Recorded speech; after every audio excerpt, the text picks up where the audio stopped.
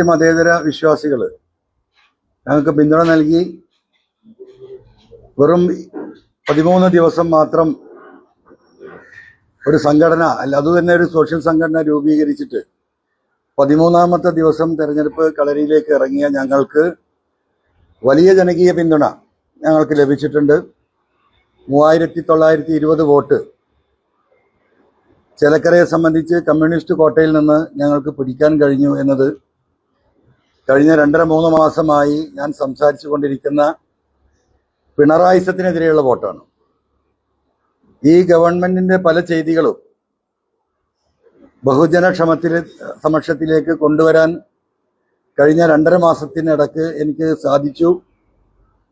ഞങ്ങൾ ഉയർത്തിയ ആശയങ്ങളോട് ഞങ്ങൾ ഈ ഗവൺമെന്റിനെതിരെ, പ്രത്യേകിച്ച് മുഖ്യമന്ത്രിയുടെ ഓഫീസിനെതിരെ പറഞ്ഞ കാര്യങ്ങൾ ശരിവെക്കുന്ന തെരഞ്ഞെടുപ്പ് റിസൾട്ടാണ് ഇവിടെ 3 സ്ഥലങ്ങളിലും, ചേലക്കരയിലും പാലക്കാടും അതുപോലെ തന്നെ വയനാടിലും പ്രതിഫലിച്ചിട്ടുള്ളത്. അപ്പോൾ ഒരിക്കൽ കൂടി ചേലക്കരയിലെ ജനങ്ങൾക്ക്, വോട്ടർമാർക്ക് DMKയുടെ എല്ലാവിധ നന്ദിയും രേഖപ്പെടുത്തുകയാണ്.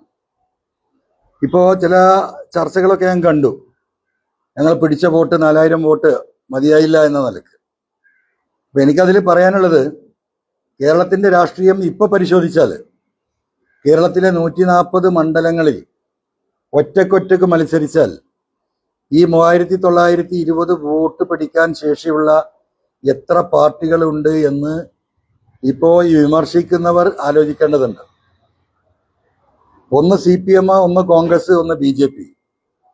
ഈ 3 രാഷ്ട്രീയ പാർട്ടികൾ കഴിഞ്ഞാൽ ഈ 140 മണ്ഡലത്തില് ഈ പറയുന്ന വോട്ട് പിടിക്കാൻ ശേഷിയുള്ളവർ എത്ര പേരുണ്ട്? നമുക്ക് ഓരോന്നും ചെറുതായിട്ട് പരിശോധിക്കാം. CPI തന്നെ നമുക്ക് ആദ്യം എടുക്കാം ഒരു ഉദാഹരണമായിട്ട്. CPI ഈ 140 മണ്ഡലങ്ങളിൽ മത്സരിക്കുകയാണെങ്കിൽ ഒരു 20 മണ്ഡലത്തിലപ്പുറം ഏതെങ്കിലും ഒരു മണ്ഡലത്തിൽ 1000-ത്തിനപ്പുറം വോട്ട് കിട്ടുമോ, അല്ലെങ്കിൽ 2000 വോട്ട് കിട്ടുമോ എന്ന് കേരള ജനതക്കറിയാം. അതിന്റെ ഏറ്റവും വലിയ തെളിവ് 2011 ഇവിടെ ഏറനാട് ഞാൻ മത്സരിക്കുമ്പോൾ ഇടതുപക്ഷത്തിന്റെ പിന്തുണയോട് കൂടിയിട്ടാണ് യഥാർത്ഥത്തിൽ അന്ന് LDF സ്ഥാനാർത്ഥിയായിട്ടാണ് CPIയുടെ സ്ഥാനാർത്ഥി മത്സരിക്കുന്നത്. ഒരു വിഭാഗം CPMമാർ അവരെ കൂടെ ഉണ്ട്. എന്നിട്ട് അവർക്ക് കിട്ടിയ വോട്ട് 2400 വോട്ടാണ്. ഇവിടെ കേരള കോൺഗ്രസ് മാണി ഇവിടെ മത്സരിക്കുകയാണെങ്കിൽ എത്ര സീറ്റിൽ ഈ 3900 വോട്ട് കിട്ടും? ഒരു 10 സീറ്റിൽ അല്ലെങ്കിൽ ഒരു 15 സീറ്റിൽ, അതിന്റെ അപ്പുറം ഉണ്ടാവില്ലല്ലോ. മുസ്ലിം ലീഗ് കേരളത്തിലെ 4ാമത്തെ വലിയ പാർട്ടി എന്ന് പറയാം. ഒരു 10, 30, 40 സീറ്റിൽ അവർക്ക് നല്ല വോട്ട് കിട്ടിയേക്കാം. അതിനപ്പുറമുള്ള ഒരു 100 സീറ്റ് പരിഗണിച്ചാൽ ഈ വോട്ട് കിട്ടുന്ന എത്ര മണ്ഡലങ്ങൾ ലീഗിനുണ്ടാവും? അങ്ങനെ കേരളത്തിന്റെ ഓരോന്നും പരിശോധിച്ചാൽ, ഇപ്പോ LDFിലായാലും UDFിലായാലും ഘടകകക്ഷികളെ പരിശോധിച്ചാൽ എത്ര വോട്ടാണ് അവർക്കുള്ളത്? അവർ 2-3 മണ്ഡലത്തിൽ, അതിലപ്പുറം ഇല്ല. അപ്പൊ സ്വാഭാവികമായിട്ടും 10-13 ദിവസം മാത്രമായ ഒരു സോഷ്യൽ സംഘടന, ഞങ്ങൾക്ക് നിയോജക മണ്ഡലം കമ്മിറ്റി ഇല്ല, പഞ്ചായത്ത് കമ്മിറ്റി ഇല്ല, ബൂത്തുകളില്ല, ബൂത്തിൽ പ്രവർത്തിക്കാൻ ആളില്ല. ഈ ഒരു സാഹചര്യത്തില് കേരളത്തിലെ ജനങ്ങൾ ഈ വിഷയം എങ്ങനെ ഏറ്റെടുക്കുന്നു എന്നറിയാൻ തന്നെയാണ് ഞങ്ങൾ നടത്തിയ പോരാട്ടം. ആ പോരാട്ടത്തിന് വലിയ രീതിയിലുള്ള പിന്തുണ കിട്ടിയതാണ്. ഞങ്ങളെ സംബന്ധിച്ച് എനിക്ക് വ്യക്തിപരമായിട്ട് ഒരു സ്വാധീനവും ഇല്ലാത്ത ഒരു പ്രദേശമാണ് ചേലക്കര. നിങ്ങൾക്കറിയാം, ഇത് മലപ്പുറത്തോ കോഴിക്കോടോ കണ്ണൂരോ ഒക്കെ ആയിരുന്നെങ്കിൽ ഇതിന്റെ ചിത്രം വേറെയാകുമായിരുന്നു. കൃത്യമായ രാഷ്ട്രീയ ആശയത്തിന് മാത്രം കിട്ടിയ വോട്ടുകളാണ് ചേലക്കരയിൽ ഞങ്ങൾക്ക് കിട്ടിയിട്ടുള്ളത്. പിന്നെ ഞങ്ങളെ പാർട്ടിയെക്കുറിച്ച് വലിയ വിമർശനം നടത്തുന്നവരൊക്കെ പറയുന്നത് PC ജോർജ് പാർട്ടി ഉണ്ടാക്കിയിട്ട് എന്തായി എന്നാണ് ചോദ്യം. എനിക്ക് അവരോട് പറയാനുള്ള മറുപടി, 2015 അരുവിക്കര തെരഞ്ഞെടുപ്പിലെ ഉപതെരഞ്ഞെടുപ്പിലാണ് ഈ പറയുന്ന PC ജോർജിന്റെ പാർട്ടി ഒരു മുന്നണിയായി ആന്റി കറപ്ഷൻ ഡെവലപ്മെന്റ് ഫ്രണ്ട് എന്ന് പറഞ്ഞുകൊണ്ട് 90ഓളം ജാതി മത സംഘടനകളെ ഒരുമിച്ച് നിർത്തിയിട്ടാണ് അന്ന് അദ്ദേഹം അവിടെ മത്സരത്തെ നേരിട്ടത്. സ്ഥാനാർത്ഥി ആരാക്കണമെന്ന് നോക്കാൻ വേണ്ടി റഫറൻഡം നടത്തിയാൽ അന്ന് 4000 ആളുകൾ പങ്കെടുത്തു എന്നാണ്. പക്ഷെ വോട്ട് എണ്ണിയപ്പോൾ എത്രയല്ലത്? 1296 വോട്ട്. അപ്പൊ അതിൽ നിന്നൊക്കെ വളരെ വ്യത്യസ്തമായിട്ട് ഒരു രാഷ്ട്രീയ ആശയത്തിന്റെ അടിസ്ഥാനത്തിൽ ഞങ്ങൾ മുന്നോട്ട് പോവുകയാണ്. ഇപ്പൊ ചേലക്കരയിൽ തന്നെ ഞങ്ങൾ പരിശോധിക്കൂ, 39,600 വോട്ടുണ്ടായിരുന്നു സഖാവ് രാധാകൃഷ്ണന്. എങ്ങനെ ഈ 12,000-ലേക്ക് കുറഞ്ഞത്? 44,000 വോട്ടുണ്ടായിരുന്ന കോൺഗ്രസിന്റെ സ്ഥാനാർത്ഥിക്ക് 52,000 വോട്ടായിട്ട് അവിടെ ഉയർന്നു. ഏകദേശം 8,000 വോട്ട് CPM നിന്ന് ആര് പിടിച്ചു? ഈ പറയുന്ന UDF-ന്റെ സ്ഥാനാർത്ഥി പിടിച്ചു. BJPക്ക് ഏകദേശം 9,000 ചില്ലാനം വോട്ടിന്റെ ഭൂരിപക്ഷം വർദ്ധിച്ചിട്ടുണ്ട് അവിടെ. അതായത് കഴിഞ്ഞ പ്രാവശ്യം 24,045 വോട്ടാണ് BJPയുടെ സ്ഥാനാർത്ഥിക്ക് 2021 നിയമസഭയിൽ ഉണ്ടായിരുന്നത്. ഇപ്പൊ അത് 33,604 എന്ന് പറഞ്ഞാൽ 9,564 വോട്ടിന്റെ വർധനവ് BJPക്ക് ഉണ്ടായി. ഇത് എന്ത് വോട്ടാണ്? ഇത് BJPയോടുള്ള മമതയോടുള്ള വോട്ടല്ല. ഇത് ഈ ഗവൺമെന്റിനെതിരെ പിണറായിസത്തിനെതിരെയുള്ള വോട്ടാണ്. ആ വോട്ട് തന്നെയാണ് 8,000 വോട്ട് കോൺഗ്രസിന്റെ UDF സ്ഥാനാർത്ഥിക്ക് വർദ്ധിച്ചിട്ടുള്ളത്. ആ വോട്ടിൽ തന്നെയാണ് ഒരു വലിയ വിഭാഗം 3,920 വോട്ട് ഞങ്ങൾക്ക് കിട്ടിയിട്ടുള്ളത്. അപ്പോൾ ആന്റി പിണറായിസം ചേലക്കരയെ സംബന്ധിച്ച് ഞങ്ങൾക്ക് ഒരു ജയിക്കാൻ ഒരു സാധ്യതയും ഇല്ലാത്തൊരു സാഹചര്യത്തിൽ അതിലെ വലിയ വോട്ടുകൾ മൂന്നായിട്ട് മാറി. ഒരു പെർസെന്റേജ് ഞങ്ങൾക്ക് വന്നു, ഒരു പെർസെന്റേജ് UDF-ലേക്ക് പോയി, ഒരു പെർസെന്റേജ് BJP-യിലേക്ക് പോയി. അപ്പൊ ഇതാണ് കേരളത്തിലെ ഇന്നത്തെ രാഷ്ട്രീയ ചിത്രം. അതുപോലെ തന്നെ നിങ്ങൾ പാലക്കാട് പരിശോധിക്കൂ. ഞങ്ങൾ പിന്തുണ നൽകിയിട്ടുള്ള പാലക്കാട് അപ്രതീക്ഷിതമായിട്ടുള്ള ഏറ്റവും ചുരുങ്ങിയത് ഒരു 4,000 വോട്ട് DMK-ക്ക് പാലക്കാട് ഉണ്ടല്ലോ. എല്ലാവരും അംഗീകരിച്ചിട്ടുള്ള കാര്യമാണല്ലോ. ആ വോട്ട് മുഴുവൻ അങ്ങോട്ട് പോവുകയാണ്. അതുകൊണ്ടാണ് 17,000 18,000 വോട്ടിലേക്ക് അവിടെ ഉയരാൻ സാധ്യത. ഇനിയിപ്പോ നിങ്ങളിപ്പോ ഈ വയനാട് പാർലമെന്റ് തെരഞ്ഞെടുപ്പ് ഫൈനലായിക്കൊണ്ടിരിക്കുകയാണ്. ഞാൻ ഉറപ്പിച്ചു പറയുന്നു, പ്രിയങ്ക ഗാന്ധിക്ക് കിട്ടിയ ഏറ്റവും കൂടുതൽ വോട്ടുകൾ കിട്ടിയിട്ടുണ്ടാവുക നിലമ്പൂരും വണ്ടൂരും ഏറനാടുമാണ്. ഇത് ഞങ്ങൾക്ക് വ്യക്തിപരമായിട്ടും രാഷ്ട്രീയമായിട്ടും സ്വാധീനമുള്ള മണ്ഡലങ്ങൾ കണക്ക് വന്നുകൊണ്ടിരിക്കുകയാണല്ലോ. അപ്പൊ ഞങ്ങൾ ഇടപെട്ടെടുത്തെല്ലാം ആന്റി പിണറായിസം നന്നായിട്ട് വർക്കൗട്ട് ആയിട്ടുണ്ട്. അതുകൊണ്ട് ഈ രാഷ്ട്രീയം തന്നെ ഉയർത്തിപ്പിടിച്ചുകൊണ്ട് അതിശക്തമായി 140 മണ്ഡലങ്ങളിലും കമ്മിറ്റികൾ ഉണ്ടാക്കി, നിയോജകമണ്ഡലം കമ്മിറ്റികൾ, പഞ്ചായത്ത് കമ്മിറ്റി, വാർഡ് തല കമ്മിറ്റികൾ ഒരു വർഷം കൊണ്ട് വരുന്ന പഞ്ചായത്ത് തെരഞ്ഞെടുപ്പിന് മുമ്പ് കേരളത്തിലെ മുഴുവൻ ജനങ്ങളെയും ഒരുമിപ്പിച്ച് നിർത്തിക്കൊണ്ടുള്ള ഒരു മുന്നേറ്റം ഞങ്ങൾ രാഷ്ട്രീയമായി നടത്തും. അതിന് ഞങ്ങൾക്ക് കിട്ടിയിട്ടുള്ള ഏറ്റവും വലിയ ഊർജമാണ് ഇപ്പോൾ ഈ DMK-യുടെ തെരഞ്ഞെടുപ്പ് റിസൾട്ട്.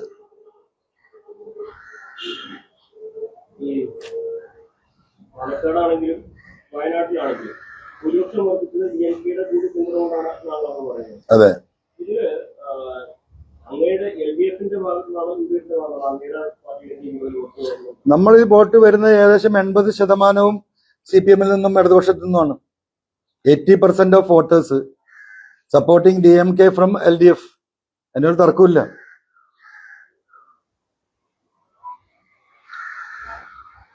അത് ആന്റി പിണറായിസം ഇവിടെ നിലനിൽക്കുന്നുണ്ട്. പിണറായിസത്തെ ഇനിയും ആ സംവിധാനത്തെ തുടരാനാണ് CPM ഉദ്ദേശിക്കുന്നതെങ്കിൽ ആ മുഖ്യമന്ത്രി സ്ഥാനത്ത് നിന്ന് അദ്ദേഹത്തെ മാന്യമായിട്ട്, ഇപ്പൊ യെച്ചൂരിയുടെ ഒരു പോസ്റ്റ് ഒഴിവുണ്ടല്ലോ, പാർട്ടിയുടെ ദേശീയ സെക്രട്ടറി, അത്തരം ഒരു സ്ഥാനത്തേക്ക് മാന്യമായി അദ്ദേഹത്തെ മാറ്റിയിട്ട് കേരളത്തിലെ CPM ഇന്നത്തെ ഭരണ സംവിധാനത്തിൽ വലിയ മാറ്റങ്ങൾ വരുത്തിയിട്ടില്ലെങ്കിൽ വരാനിരിക്കുന്ന 2026 തെരഞ്ഞെടുപ്പ് എന്ന് പറയുന്നത് CPM-നെ സംബന്ധിച്ച് മറ്റൊരു പശ്ചിമ ബംഗാൾ ആയിരിക്കും എന്നാണ് എനിക്ക് വ്യക്തിപരമായിട്ട് ആ വിഷയത്തിൽ ഞാൻ മനസ്സിലാക്കിയിട്ടുള്ളത്. പാലക്കാട്ട് കോൺഗ്രസിനെ ചൊല്ലി വലിയ വിവാദങ്ങളുണ്ടായിരുന്നു. അപ്പോ അവിടെ രാഹുൽ വിജയിക്കുന്ന സാധ്യതയുണ്ടായി. താങ്കൾ തന്നെ പറഞ്ഞിരുന്നത് കോൺഗ്രസ് അവിടെ കാര്യമായി പ്രവർത്തിക്കുന്നില്ല, ഇങ്ങനെ പോയാൽ അവിടെ തോൽവി സംഭവിക്കുമെന്ന് പറഞ്ഞു. അത് പറഞ്ഞിരുന്നത് വാസ്തവമാണ്. അതിനുശേഷം കോൺഗ്രസ് നേതാക്കന്മാരായിട്ട് സംസാരിച്ചല്ലോ. അതിനുശേഷം അവർ തമ്മിലുള്ള അഭിപ്രായ വ്യത്യാസങ്ങൾ പലതും പറഞ്ഞു തീർത്തു. വളരെ ശുഷ്കാന്തിയോട് കൂടിയിട്ട് കഴിഞ്ഞ ഒരാഴ്ചയാണല്ലോ കോൺഗ്രസ് അതിശക്തമായി പ്രവർത്തിച്ചത്. അതിന്റെ കൂടെ റിസൾട്ടാണ് ഇപ്പോൾ ഉള്ളത്.